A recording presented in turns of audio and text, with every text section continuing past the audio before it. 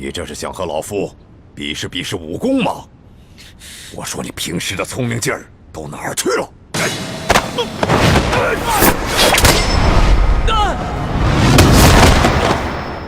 妈！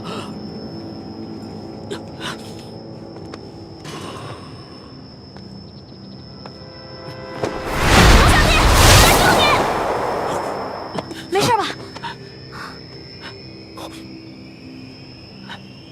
易欢，你疯了吗？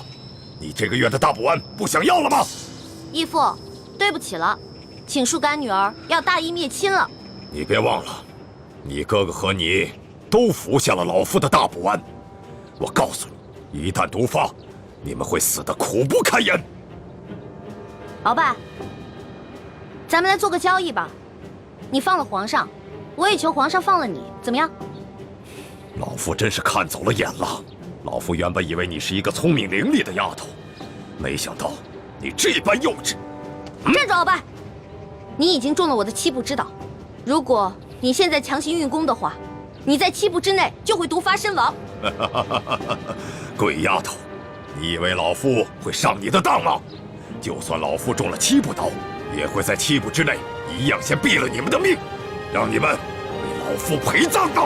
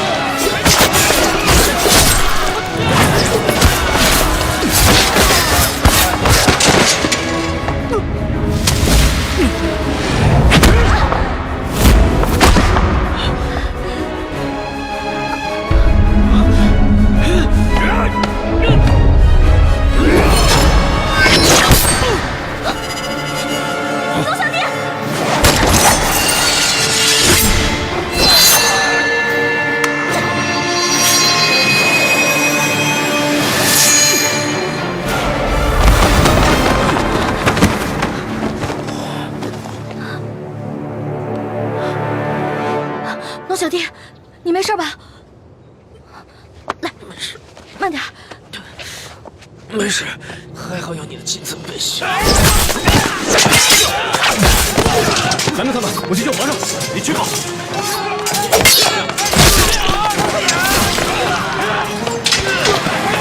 死丫头，你把老夫的金蚕背心也给了皇上，看来你对皇上是动了真心了。只可惜，就算是皇上穿了金蚕背心，老夫也一样要他的命。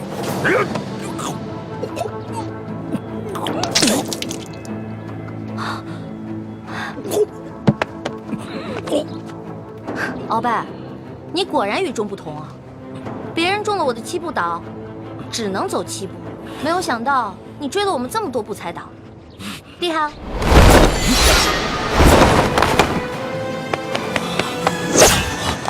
朱哥哥，剑青，快杀了这个小皇帝！杀了他！杀了他！就是大功一件，老夫就会把你们兄妹2人的大补丸的解药给你们，还会升你为太医院的院判。快，杀了他！朱哥哥，好，你可别糊涂啊！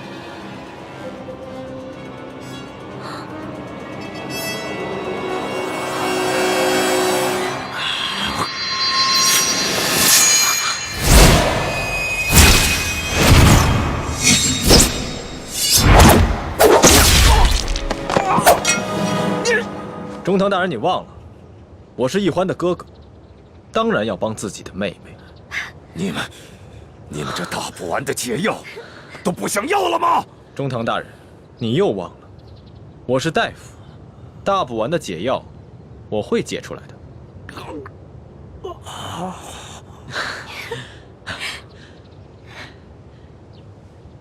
老大，你怎么受伤了？怎么流这么多血啊？我不知道，我居然受伤了。哎，你疯了！你撕龙袍是杀头之罪，是我的。好。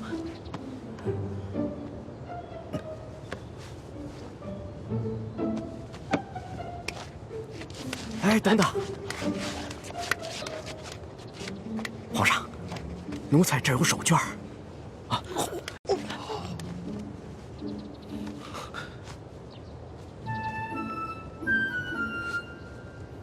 好些了吗？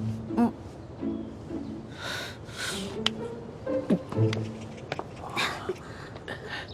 鳌拜，你别不服气，没想到你这个人不仅有勇无谋，还有眼无珠。站在你面前的根本就不是什么皇上，他是皇上的替身龙三。你说他是龙三？护驾，护驾！这边快！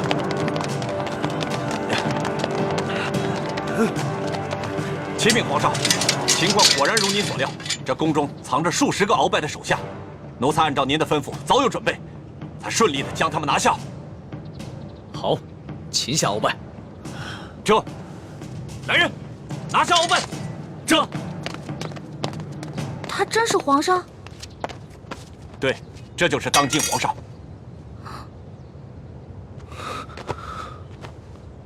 微臣参见皇上。丫头，你白长了一双大眼睛，中看不中用。你可知这玄烨在先皇的皇子中排行老3，龙三的名字是他平时出宫微服私访时的化名。你也不好好想想，他要不是真正的皇上，何来的这等的气象啊？你真的是皇上？3日事情的时候，为什么朕要戴着面具？朕跟你说话的时候也是破绽百出，可是你都没有发现，朕还从来没有见过像你这么单纯可爱的女孩。华妹，赶紧下跪！你这个骗子！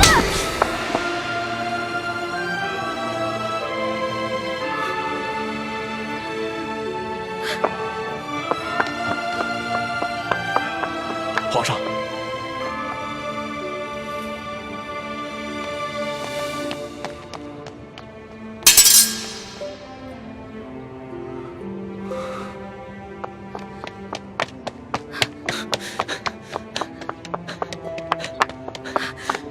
你给我站住！你给我放开！你就是个混蛋，你就是个无赖！你吃了雄心豹子胆了！你不仅敢打朕，还骂朕是骗子无赖！你本来就是骗子，本来就是无赖！你知不知道你现在说的每一句话，都够砍你100次头了？砍吧，反正现在鳌拜已经被你制服了，留着我这个猪脑袋也没什么用了。好，你不怕死是吧？那你哥哥呢？你知不知道你打了朕，要被诛9族的？好啊，你先是利用我，现在利用完了对吧？我没有价值了，你就知道欺负我，砍我的头，还要诛我9族，有你这样欺负人的吗？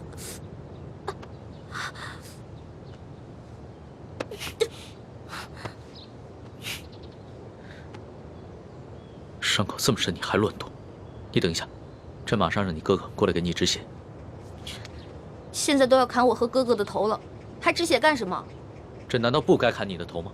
你知不知道从小到大，还从来没有人打过朕，就算朕的皇阿玛在世的时候，也从来没有动过朕的一根手指头。那还不是因为你骗我？你跟我说你不是皇上，你是龙三，我是你的老大。那小弟做错事了，老大教训一下怎么了？那要你这么说的话，还是朕的错了。没错，就是你的错，谁让你骗我了？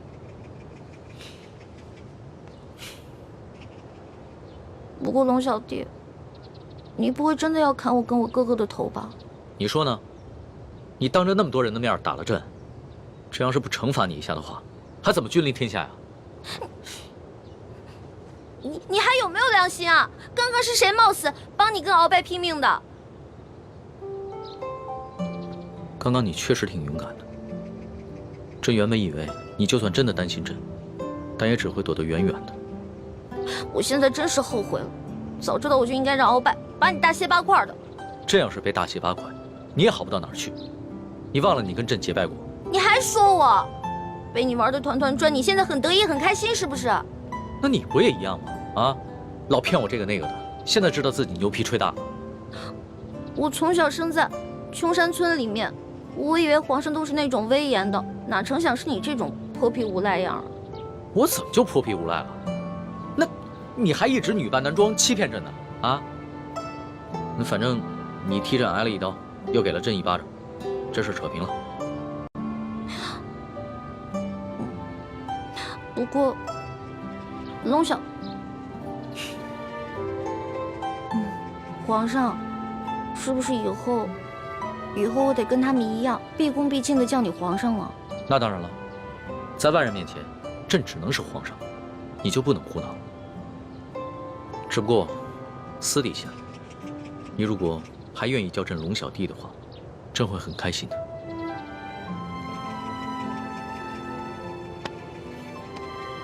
是不是疼死了？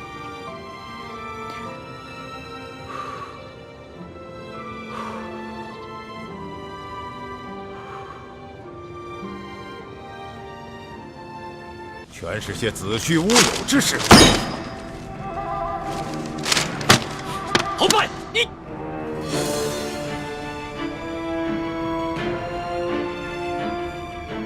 皇上，这数十位联名上书的大臣，分明就是在构陷奴才，这是在离间你我的君臣之义，这简直就是对皇上的大不敬。奴才恳请皇上下旨，让奴才把这些乱臣贼子一一捉拿。你凭什么说这些弹劾你的奏折都是构陷之词？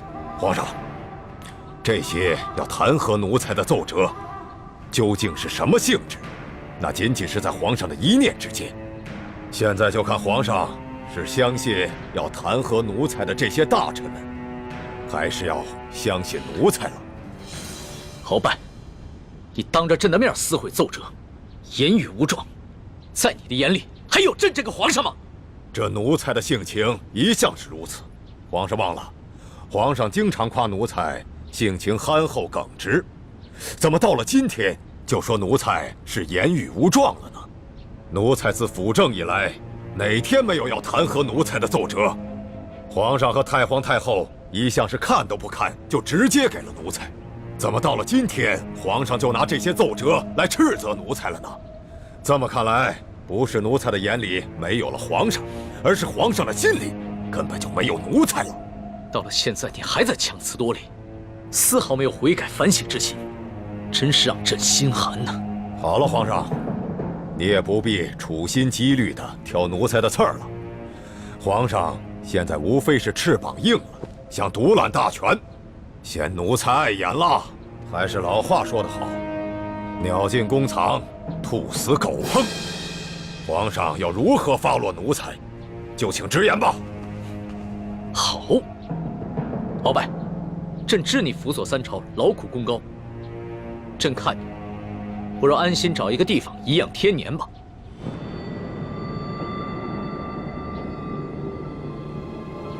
皇上真是体恤奴才啊，奴才真是感激涕零啊。但是皇上，你不要忘了，奴才是先皇遗命的辅政大臣，担负着协助皇上处理朝政的职责。现在皇上身边奸臣环伺，奴才尚未清君侧，又如何敢颐养天年呢？鳌拜啊，鳌拜，想不到你还是如此执迷不悟，真是有负先皇深恩，枉费朕的一片苦心。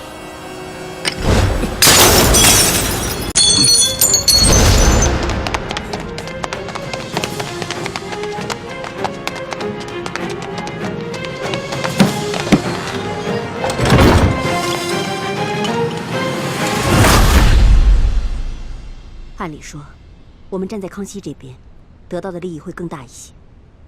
可是现在我觉得，鳌拜获胜的可能性会更大。如果我们站错了队，那我们将会前功尽弃。那我们再等等吧，看情况，再随机应变。不能再等了，朱哥哥，你都不知道，龙三的武功还没有我强呢。鳌拜一只手直接把他掐死了。欢妹，这么重要的事情，我们当然要权衡一下。好，那你们权衡吧，我等不了了，我得去救我的龙小弟了。哎，欢妹，一欢，一欢对这个龙三有点过于担心了。大师兄，我觉得小师妹说的不无道理。眼下就是一场豪赌，我们把赌注押给康熙，对我们似乎更有利。我等不了那么多了，我得去救他。哎，太子，我也跟你一起去。不能去吗？倾城，为什么？你不能去。无论康熙和鳌拜谁胜谁负，你我都不能暴露身份。可是鳌拜号称大清第一勇士，我担心大师兄不是他的对手。你放心，太子自有分寸。如果情形不对，他一定会及时发出求救信号，到时候我们再见机行事。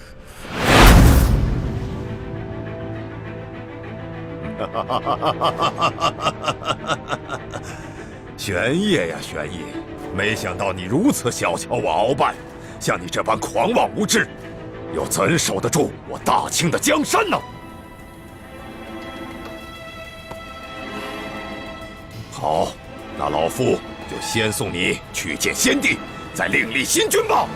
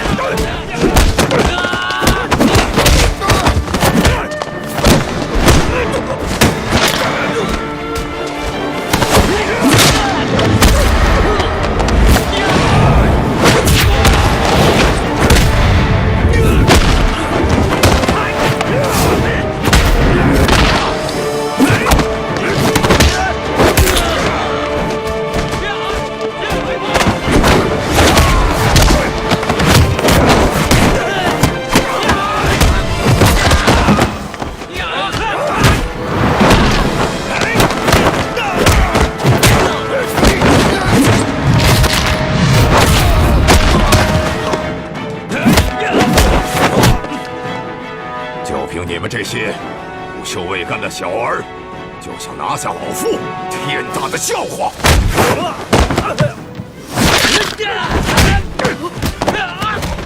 李德福，这让你准备的东西你备好了吗？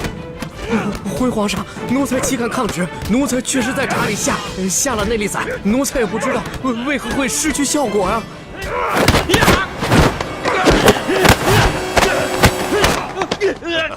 玄烨，老夫早就知道你要对老夫下手，还能不事先做些准备吗？告诉你，在来之前，老夫就预先服下了能解百毒的辟邪丹了。快起来！只要抓住了鳌拜，官升3级，赏金1000两。真是不见棺材不落泪。来吧，送死吧！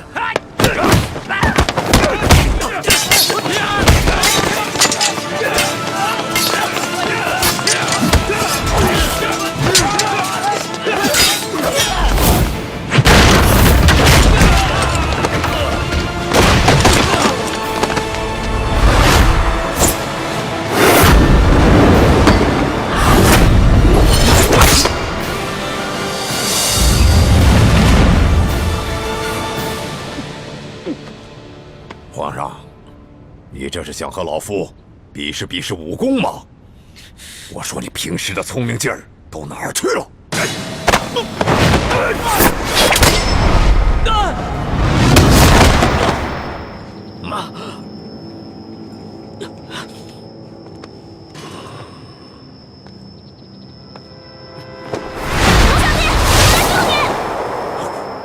没事吧？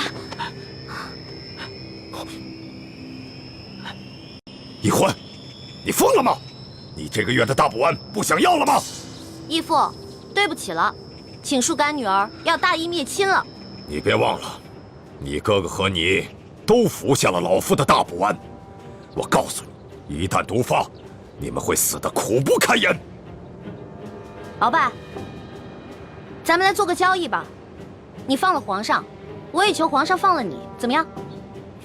老夫真是看走了眼了。老夫原本以为你是一个聪明伶俐的丫头，没想到你这般幼稚。站住，鳌拜！你已经中了我的7步之岛，如果你现在强行运功的话，你在7步之内就会毒发身亡。鬼丫头，你以为老夫会上你的当吗？就算老夫中了7步刀，也会在7步之内一样先毙了你们的命，让你们为老夫陪葬的。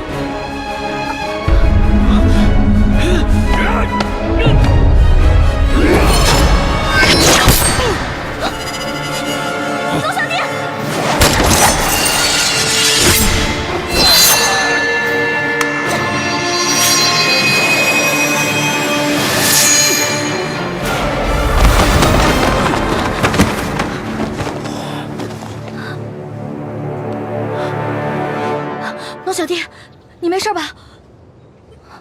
来，慢点。没事，还好有你的金层背心。拦住他们，我去救皇上。你去吧。死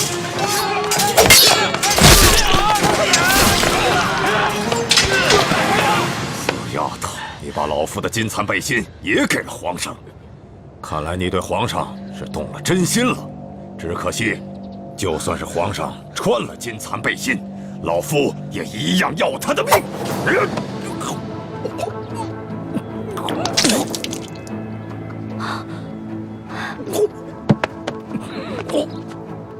鳌拜，你果然与众不同啊！别人中了我的7步倒，只能走7步，没有想到你追了我们这么多步才倒，厉害啊！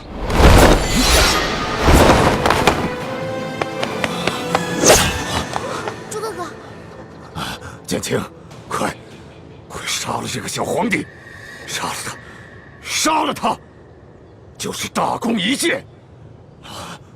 老夫就会把你们兄妹2人的大补丸的解药给你们，还会升你为太医院的院判。快，杀了他！朱哥哥，好，你可别糊涂啊！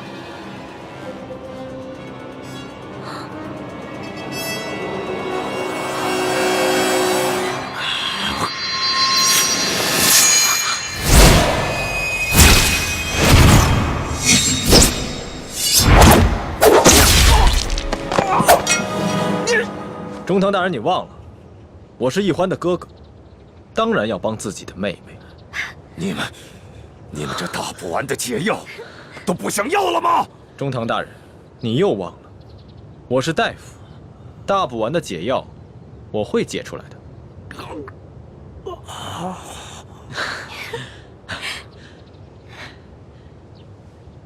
老大，你怎么受伤了？怎么流这么多血啊？我不知道，我居然受伤了。哎，你疯了！你撕龙袍是杀头之罪，死我的！好。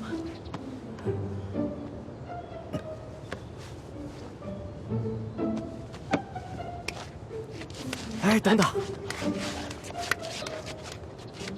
皇上，奴才这儿有手绢啊。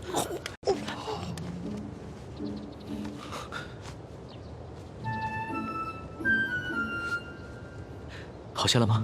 嗯。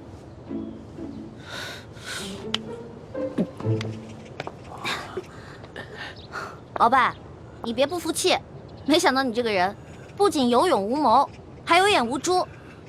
站在你面前的根本就不是什么皇上，他是皇上的替身龙三。你说他是龙三？护驾，护驾！这边，快！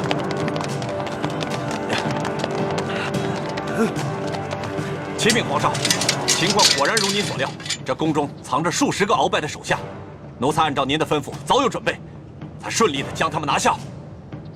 好，擒下鳌拜。这，来人，拿下鳌拜。这，他真是皇上？对，这就是当今皇上。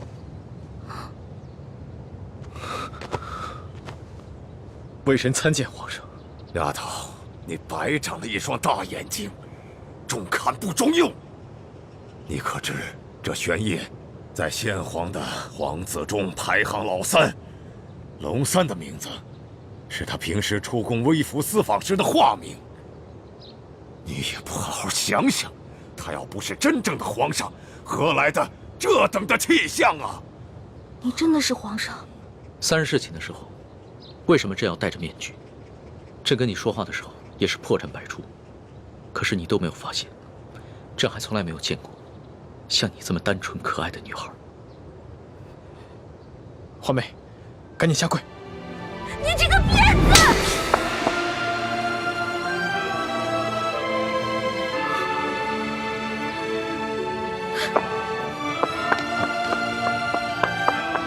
皇上，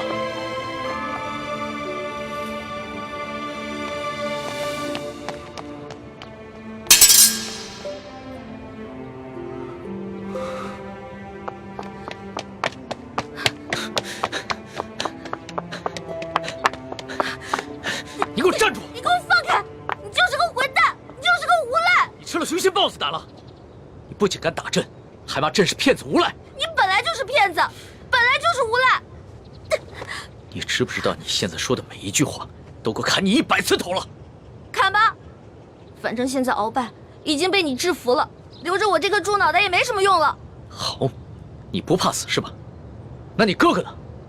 你知不知道你打了朕，要被诛9族的？好啊，你先是利用我，现在利用完了对吧？我没有价值了，你就知道欺负我，砍我的头，还要诛我9族，有你这样欺负人的吗？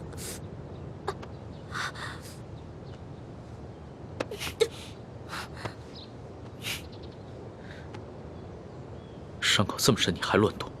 你等一下，朕马上让你哥哥过来给你止血。现在都要砍我和哥哥的头了，还止血干什么？朕难道不该砍你的头吗？你知不知道从小到大，还从来没有人打过朕，就算朕的皇阿玛在世的时候，也从来没有动过朕的一根手指头。那还不是因为你骗我？你跟我说你不是皇上，你是龙三，我是你的老大。那小弟做错事了，老大教训一下怎么了？那要你这么说的话，还是朕的错了。没错，就是你的错，谁让你骗我了？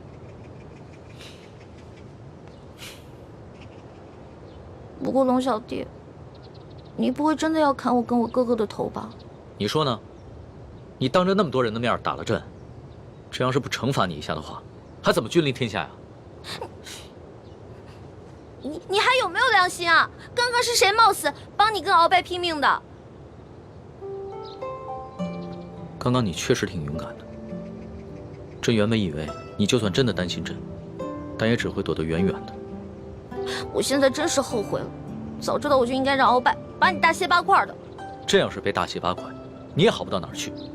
你忘了你跟朕结拜过？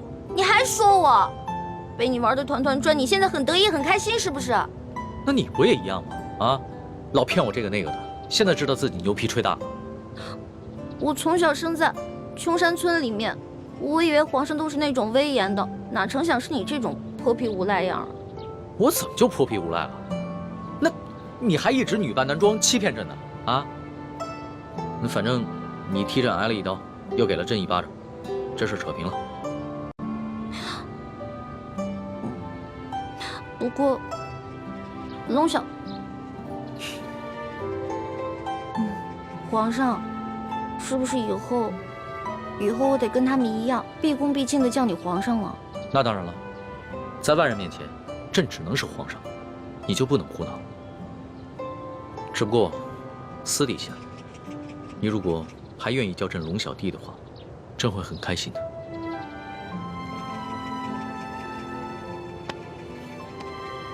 是不是疼死了？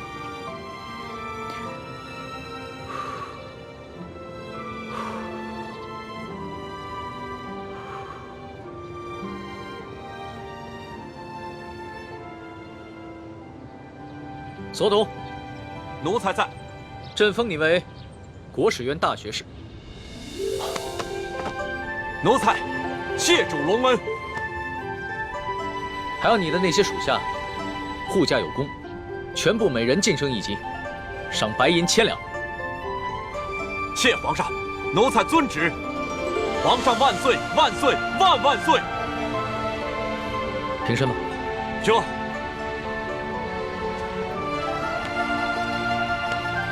李建清，臣在。朕封你为太医院副院判，赏黄金100两。皇上，臣之医术还不够格担任太医院副院判一职，若是勉强忝居高位，于臣也未见有益。臣护驾乃是臣分内之事，不求封赏，只求当好一名御医。你年纪轻轻就能淡泊名利，很好。不过既然是你救了朕，那就是为朕立下了大功，朕也得赏罚分明啊。你要是不愿意升职的话，那朕就赐你一件黄马褂，准你有急事的时候，可以直接穿着黄马褂进宫见朕。多谢皇上。桓大爷，奴婢在。你为了帮朕铲除鳌拜，不惜冒着生命危险潜伏在鳌拜的身边，还识破了鳌拜要给朕下毒的阴谋，为朕擒下鳌拜立下了首功，可谓是有胆有识、有勇有谋的女中豪杰。你想要什么，尽管说出来，朕都会遂你的愿。皇上，奴婢只有2件事想请求皇上。这第一件事，想让皇上撤去奴婢的答应之位。朕本来就要准备取消你答应的封位，封你为嫔，让你做一宫之主。皇上误会了，奴婢不是嫌答应的封位太小，而是奴婢只想做一个小小的宫女。为什么？因为奴婢的满八旗身份是鳌拜帮我伪造的，之前为了迷惑鳌拜，所以皇上给奴婢封了一个答应之位。可是现在鳌拜已经就擒了呀，所以奴婢也没有必要再假意的做皇上的后宫嫔妃了。这有什么的？朕早就想过了，找一个八旗的宗亲认你做义女，赏你们李家一个满八旗的身份就是了。其实这跟几起也没什么关系。最主要的是，奴婢年少的时候家里给奴婢定了亲，虽然奴婢的未婚夫前几年外出游学，暂时失去了联系，但是婚约还是在的，所以奴婢没有办法侍奉皇上。你的意思是，将来有可能还是要出宫，去跟你的未婚夫完婚？这大清朝跟历代历朝都是一样的，推崇信义为先，这婚约自然也要遵守，所以奴婢就不能侍奉皇上，希望皇上成全。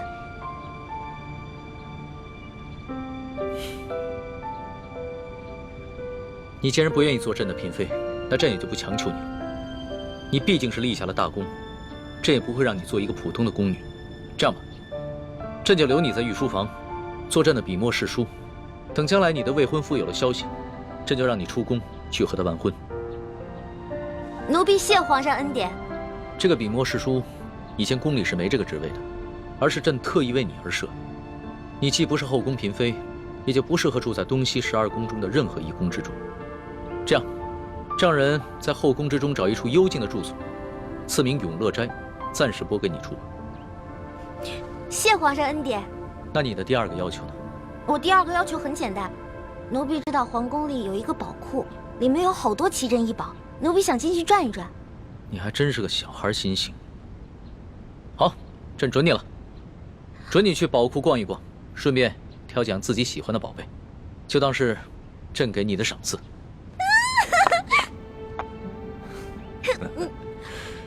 多谢皇上恩典。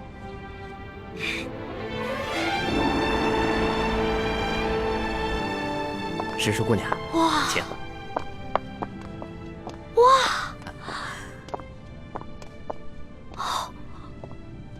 公公，这皇宫宝库里面有这么多的宝物啊！是啊，我都不知道挑什么了。石叔姑娘，我跟你说，这宝库中的奇珍异宝啊，有数十万件，姑娘喜欢哪一件，告诉我，我来帮你选。嗯，李公公啊，你可知道皇上为何让我来选宝物啊？这个不知道，但是我知道，如今姑娘可是皇上身边的大红人呐。我在这宫中已经30、40年了，还是第一次看到奉旨到宝库中来选赏赐的事情啊。来，这皇上啊，让我来挑宝物啊，实际上是给我下了道密旨，是让我来这儿找铜匣的。哎，但是这事儿除了皇上知道，只有你我知道，不许告诉第4个人啊。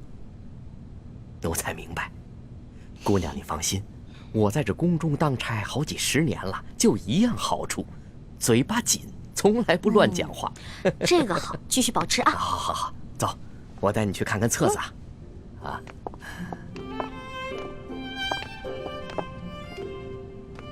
姑娘，这宝库里的所有宝物啊，都在这个册子里面。我们看看这个铜匣。这个是铜匣的，你看看，这个宝库里的铜匣呢，一共有174件，不知姑娘想要哪一件啊？李公公啊，这个铜匣呢？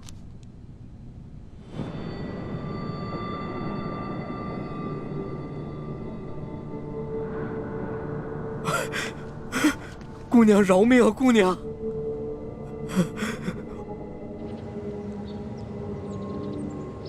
什么？铜匣被鳌拜拿走了？李公公说大概3个月前吧，这个鳌拜呢私自拿走了一个铜匣，还叮嘱他不能告诉任何人。我去登记册上看到铜匣的形状，应该就是我们要找的那个。恐怕不是鳌拜私下拿走的，是李公公亲自拿去献给鳌拜的。这个李公公现在还不知道我们已经知道了他是鳌拜的内奸，所以他在言语中呢为自己脱罪遮掩。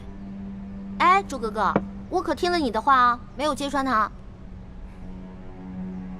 你刚才说什么？3个多月前，那不正是义父告诉我们铜匣秘密的时候吗？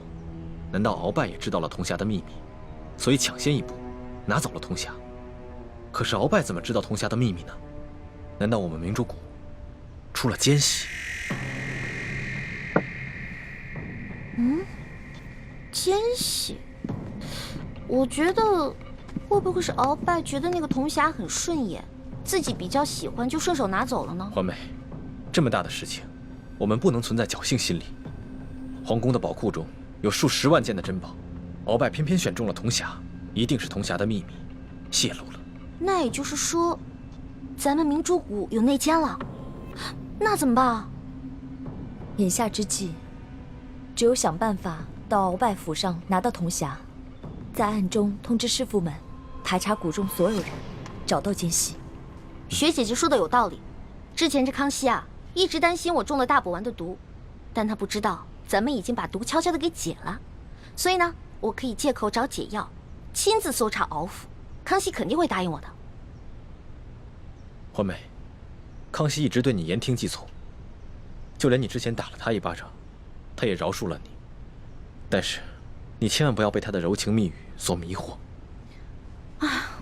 朱哥哥，哎呀，你在其他事上都挺大气的，怎么这件事上这么小气呢？我接近康熙，还不是为了帮你实现为你父皇报仇、光复大明的梦想，结果你还怀疑我。对不起，环美，是我想多了。也不知道为什么，我心里总是不踏实。等我们拿到了铜匣，一起撤出紫禁城，再也不要见康熙了，好吗？怎么，你不愿意啊？哎呀，说实话啊，在这皇宫里呢，有最大的老大罩着我，想吃什么吃什么，想玩什么随便挑，这种感觉还真让我轻飘飘的。我还想多享受几天呢。你呀，哎呀，好了，我只是把我自己内心的话说出来而已嘛。为了不让你生气，我保证等找到铜匣以后，跟你们一起撤，行了吧？老大，谢谢你。要不是你的金蚕背心，说不定小弟就再也见不到老大了。这个金蚕背心我穿着也没什么用。我跟这世上的人无冤无仇的，也没有人想害我。倒是你，虽然高高在上，所有人都对你很恭敬，指不定多少人想害你。拿着吧，给你了。既然你这么关心朕，那朕可就收下了。你知道这件金蚕背心的来历吗？我只知道这个是先帝赐给鳌拜的。这件金蚕背心呢，是前明崇祯皇帝的贴身之物。这个崇祯皇帝生性多疑，唯恐被人刺杀，所以花重金从海外购得了这么一件宝物。可惜啊，最后他还是丢掉了天下，吊死在了梅山。就跟这个鳌拜一样，曾经权倾天下，现在不也照样变成了一个阶下之囚？所以啊，这执掌天下之人，可不能靠什么宝物防身，必须以仁德治天下。只有天下太平，这做皇帝的才会太平。龙小弟，你这一本正经说话的样子，还真像个皇帝啊！什么叫像个皇帝？朕本来就是个皇帝。是。而且，朕会说到做到。哎呀，老大，你怎么了？你没事吧？没事，可能是大补丸的那个毒发作了。那怎么办呀？我已经命索额图去查抄鳌拜府了，命他一定要找出大补丸的解药。不，这索大人吧，他去找，他即便看见了，他也不知道哪个是。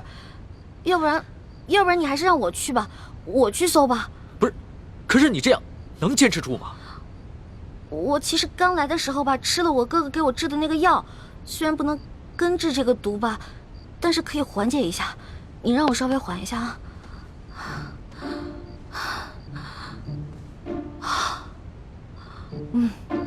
好多了，应该没问题了。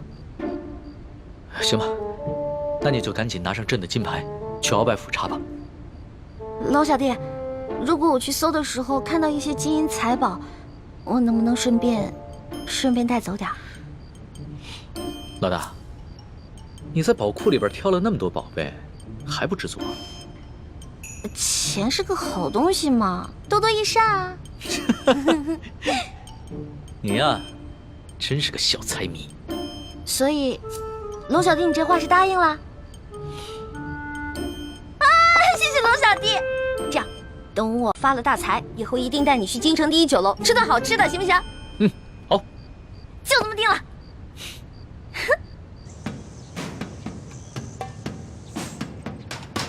还不去？赤树姑娘，这都是为你准备的。来，尝一尝，应该是不错的啊。经验一下。好吃。好吃吗？好吃。啊。翡翠时间，这边。的确好吃。扔地下。啊。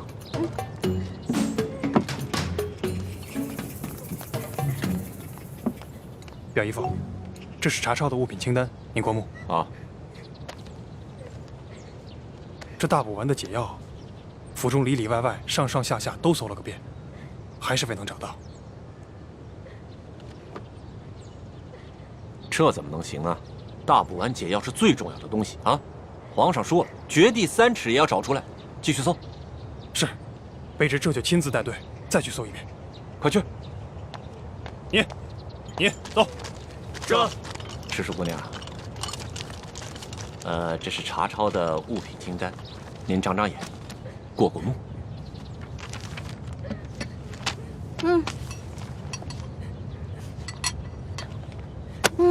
不用看了，这个不对。不对？哪里不对啊？啊，赤树姑娘。这个清单啊，肯定不对。这不对吗？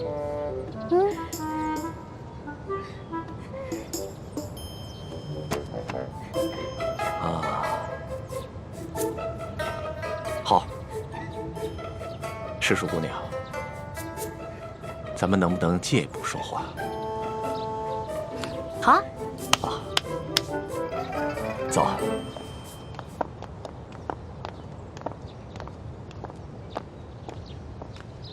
参参见大人。行了，走吧，走吧。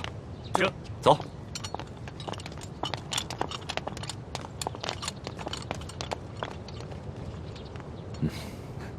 索大人，有什么话您就直说吧。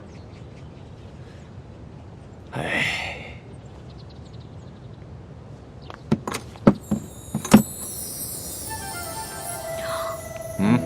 哇，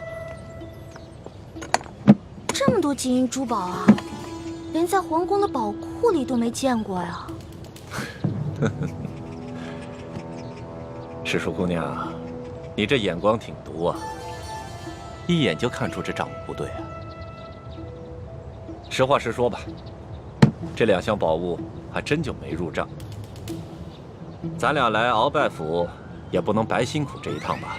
咱们2:1天作5，把这2箱宝物给他分了，这样如何？分了，这不太好吧？这有什么不好的啊？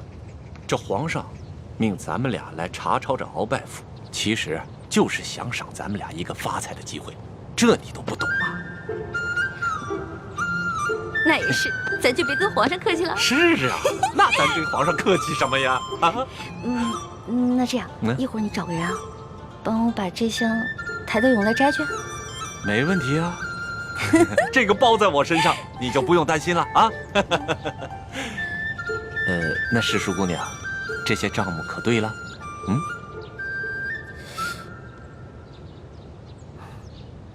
不对，还是不对啊。什么不对啊？世淑姑娘，这还有哪儿不对呀？啊？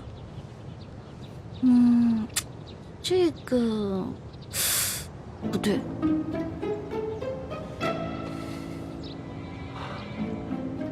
行，你厉害。走，跟我走。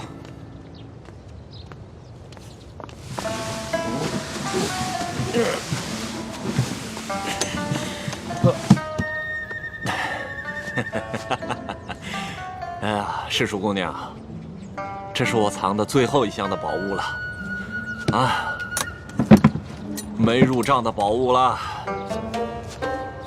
哎，这个箱子也没有。鳌拜到底将铜匣子放到哪儿了？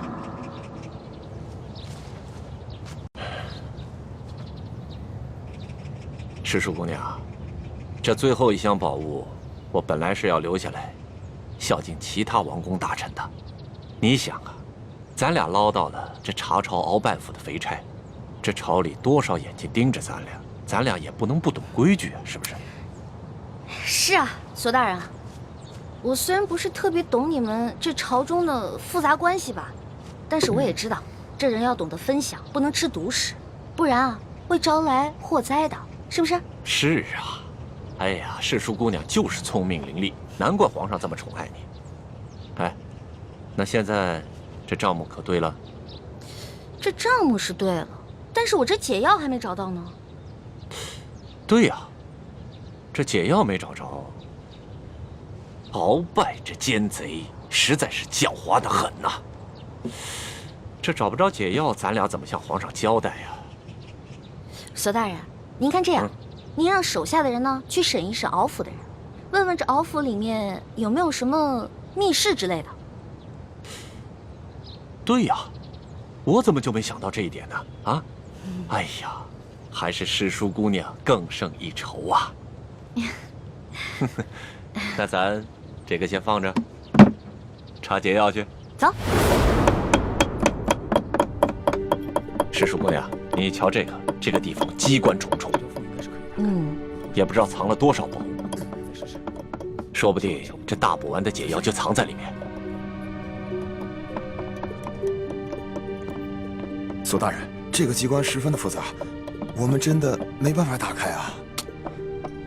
废物，一群废物点心，这点事儿你们都办不好啊！我告诉你们，再给你们1个时辰，如果你们再打不开，我把你们这没用的手给剁下来。我剁下来，知道吗？我知道，我们开。索大人，消消气啊！我觉得他们打不开，跟您站在这儿也有关系。您想啊，您站在这儿，他们紧张啊，紧张肯定打不开。要不然您看这样行吗？您到外面啊歇息歇息，喝个茶，我来看着他们。还真说不定啊。嗯，那行，那就麻烦世叔姑娘帮我先盯着点儿。好嘞。啊，你们听好了啊，一切都听世叔姑娘的安排。是。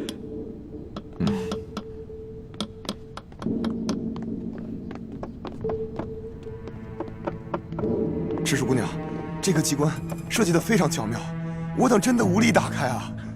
是啊，我看看。哎，您请啊，您看看。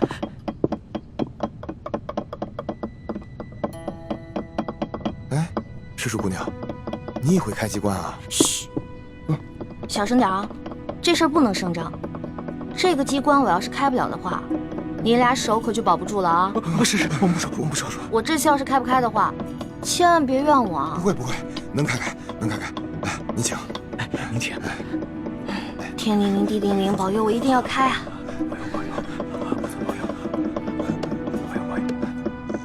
眼下我们已经帮康熙擒获了鳌拜，已取得了他绝对的信任，相信用不了多久，小师妹一定能够拿到铜匣。真没想到，事情进展得这么顺利。这10几年来，我们一直没能完成的任务，居然被你们几个月之间就完成了。看来你跟易欢真是我大明的福星，受天之庇佑啊！等找到铜匣，樊师妹和叶师弟再拿到1号金钥匙以后，我们就能取出藏宝图，招兵买马。到了那个时候，光复大明的大业就成功一半了。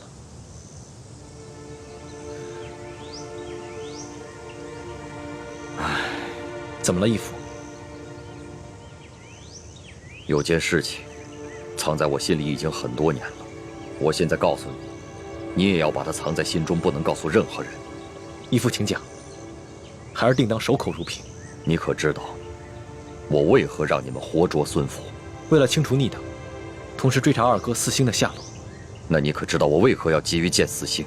二哥四星乃是义父的亲生儿子，当年曾随义父出生入死，立下过汗马功劳。现在二哥下落不明，义父下定决心寻找他，当然是出于父子人伦，人之常情。我急于找到四星，并不仅仅是因为父子情深。你可知，那镶着玛瑙的第2号金钥匙，当年就在我的手上。当时我为了掩护先帝逃亡，自知必死，就把那金钥匙交给了四星。义父是说，那2号金钥匙随着二哥不知所踪了。当年我本有机会救我的妻女，但你就把太子交给我，你的座位让给晋王妃。陛下，万万不可！请你和皇后快登车吧。臣已经为臣妻备好了马车。父王，你竟然让母妃和妹妹另练马车，马上就到。刚刚陛下明明让母亲上车，你却不让。你明明知道我三鬼马上就要破城了。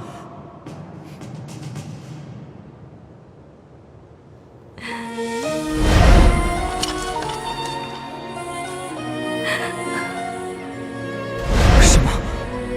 你要抛下母妃和妹妹不管？国难当头，顾不了我们自己的家。爹，可是没有可是，执行军令。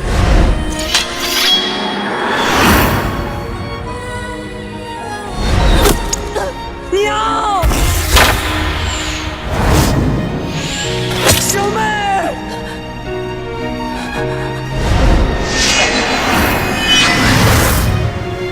从今往后，你不再是我爹。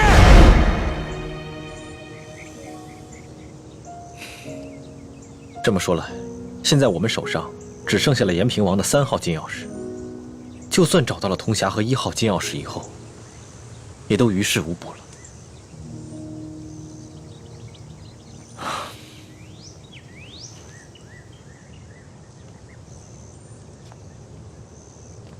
这么多年来，这件事情一直是我心头的一块大饼。我没敢告诉任何人，但现在我不能不如实向太子禀报。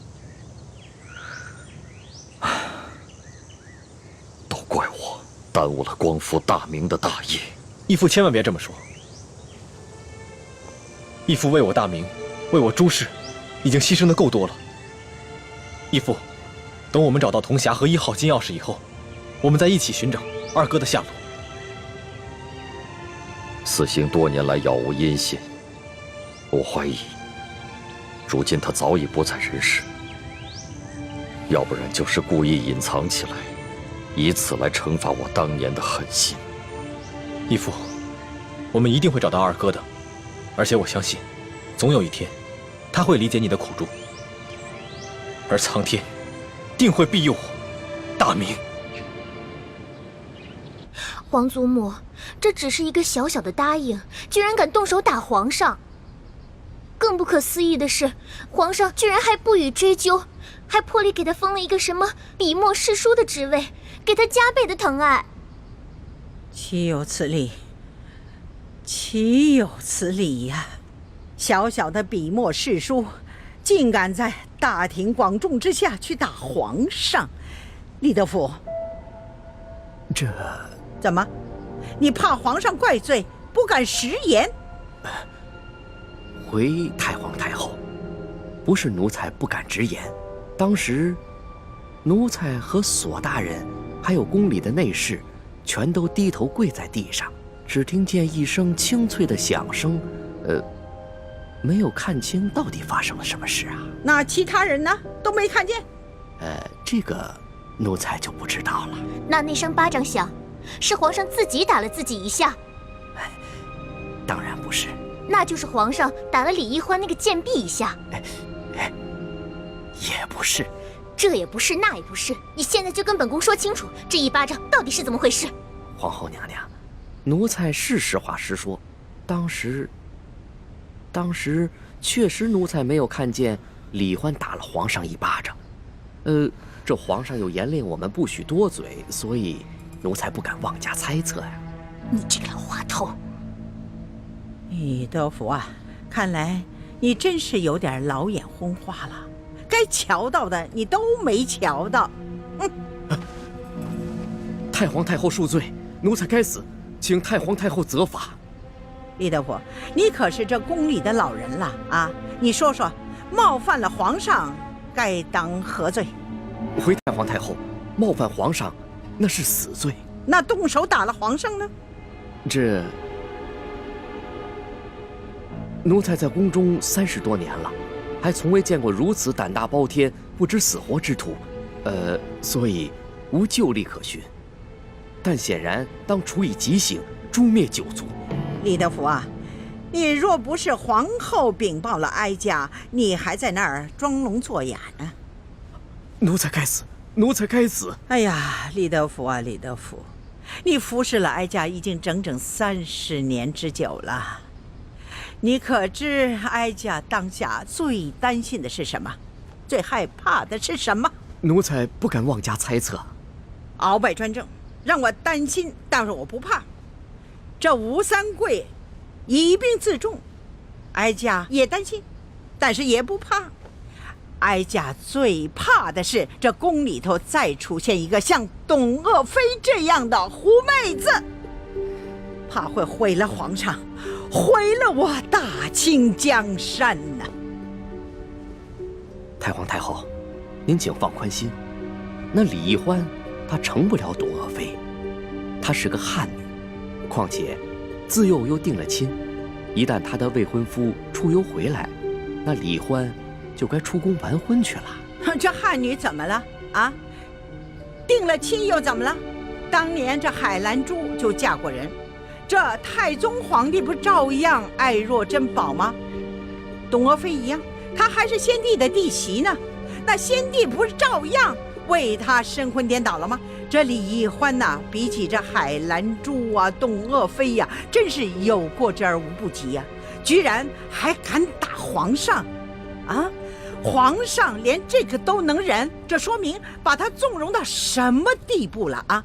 李德福啊，这可是天大之事啊！你居然没向哀家禀报！奴才该死，奴才该死。不过，奴才也着实冤枉。这李易欢，他入宫之后，也未见得如何受宠啊，只不过册封了个答应。可是，谁想到，竟然到了今天这个地步啊！可见呢，这个李易欢是一个鲜毒之人呐。皇祖母，你可千万不能再纵容这个贱婢李易欢了，否则，只怕您担心的事情又要重蹈覆辙了。放心吧，只要哀家在，任谁他也翻不起这个波澜来。都过了1个时辰了，世叔姑娘，你到底行不行啊？哎呀，别催我了，恐怕我们的手是真的抱不住了。是啊，能不能不要那么绝望啊？我有种预感，我很快就能打开，很快。这真的假的啊？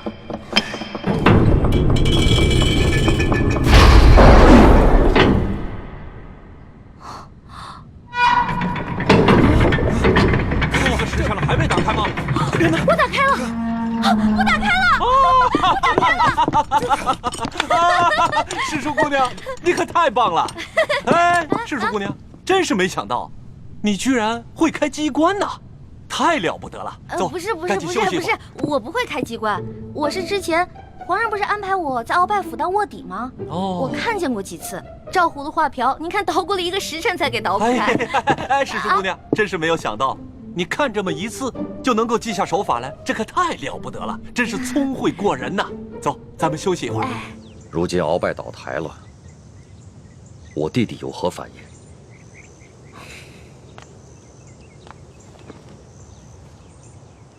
叔父应该是受了鳌拜大补丸的控制，所以未必是真心在为鳌拜办事，不过是为了保全性命，成了鳌拜的内奸。眼下鳌拜被关进了天牢，没有把他供出来。我们也没有揭穿他，所以康熙也未曾怀疑过他。眼下他在宫里的日子，也算是风平浪静。那，如果我向他表明身份，以你对他的观察，他是否会认我这个亲大哥？是否会弃暗投明，加入我们光复大明的联盟？这个很难说。我曾经试探过他几次。他常常感慨自己孤身一人，似乎十分想念从前的亲人。不过他毕竟在宫里生活了几十年，已然变得十分麻木且圆滑，而且他现在有钱有势，我猜他不会为了跟义父的兄弟情谊而放弃眼下所拥有的一切。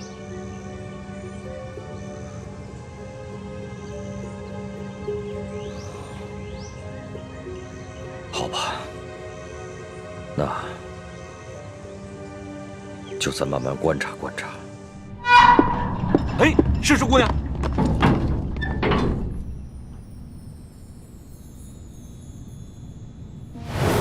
你们俩把工匠带走，给他们打赏，快！知。没想到啊，这鳌拜老贼的密室，珠宝多的比皇宫还多。可不嘛。哎，索大人。要不然这样，咱俩呢先挑点，剩下的入账，您觉得呢？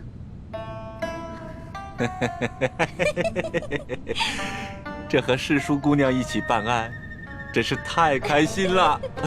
是，您那边，我这边，怎么样？行动！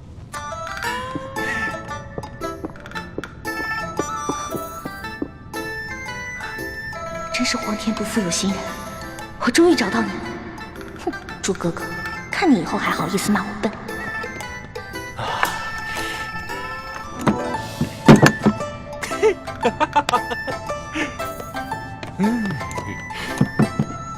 哦，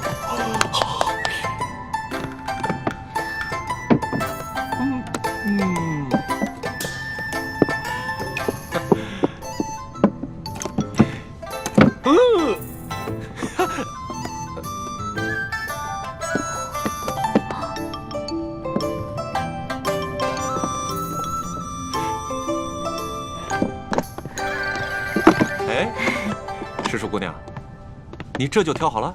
当然了，再多挑点吧。哎，不了不了，我挑的已经够多了。索大人，您再接着挑点呗。我呀，哎呀，我想起来了，不对呀，怎么了？这大补丸的解药还没找到呢，怎么跟皇上交代？那您要不要再带着手下人继续看看？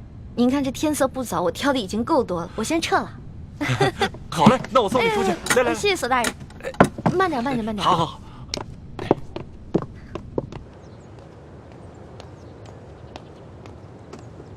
李太医，太皇太后奉体前，李太医，赶紧过去看看吧。好，卑职这就过去。公公将来告老还乡的时候，可否会回陕西榆林去安享晚年啊？不回去了，没有亲人的家乡还算什么家乡啊？公公在这世上，当真连一个亲人都没有吗？本来是有个孪生哥哥，但几十年杳无音信，恐怕早已死在乱军之中了。万一公公的哥哥吉人自有天相，还活在这个世上呢？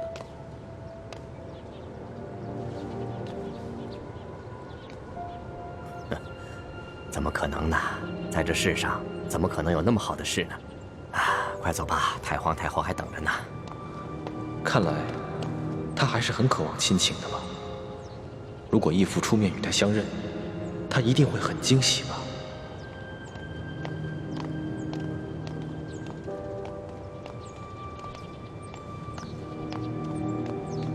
公公，太皇太后的病一向是院判大人亲自瞧，今日怎么突然选我这个排名最末的太医？这个咱家就不清楚了。也许是院判大人觉得你年轻，却医术高明，太皇太后也就留上心了吧。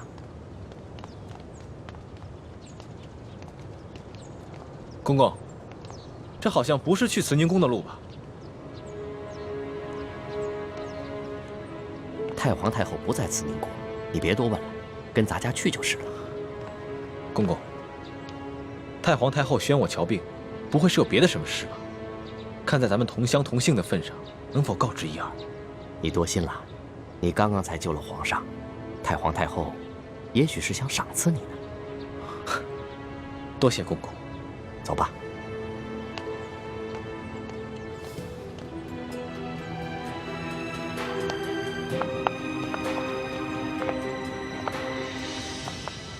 厉贵人，您吉祥。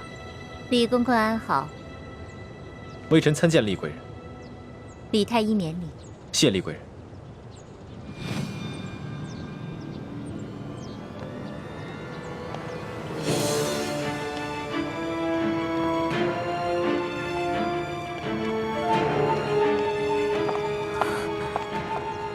师父，大师兄出事了，我去永乐宫通知医患。你千万要沉住气，不得忘了得意，不要暴露自己的身份。知道了。